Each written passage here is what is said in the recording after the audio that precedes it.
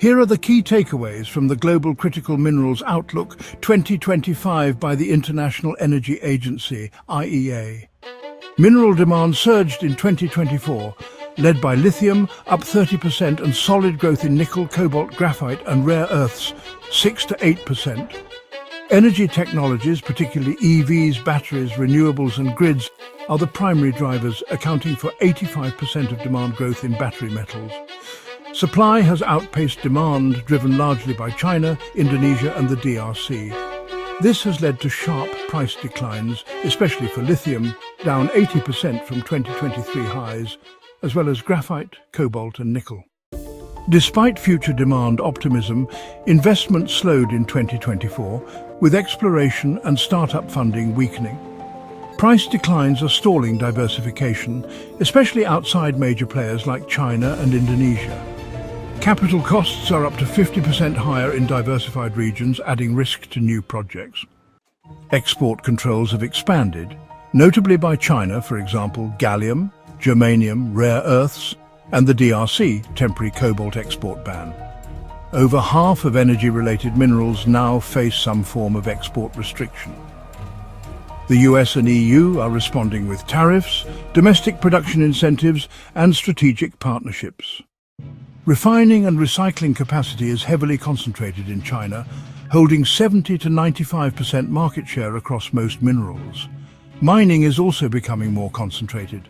While lithium shows some diversification, copper, nickel, and cobalt remain reliant on the top three producers.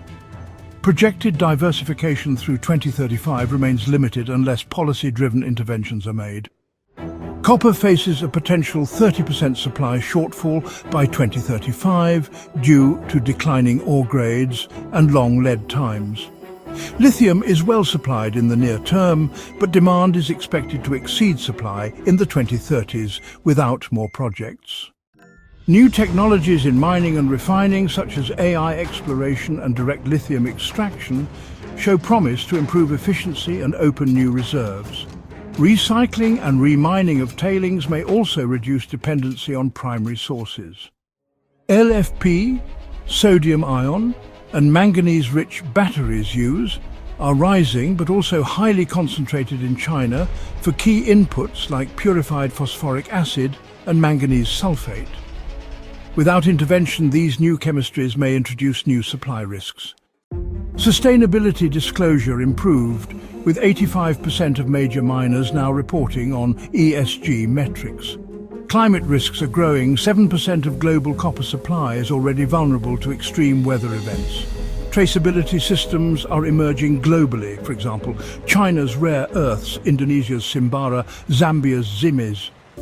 Governments are launching major funding programs: US, Canada, EU, Australia. Strategic partnerships and supply chain alliances are growing, for example, with EU partnerships and US-Africa deals. New mechanisms like price stabilization, offtake agreements, and co-investment models are essential to de-risk supply diversification. The IEA emphasizes urgent and coordinated global action to reduce dependency on dominant suppliers. Without strong policy support, diversification will not materialize through market forces alone. The IEA's Critical Minerals Security Program aims to boost supply resilience and deepen monitoring of vulnerabilities. What do you think of the findings in this report? Let us know in the comments and subscribe for more critical metals news.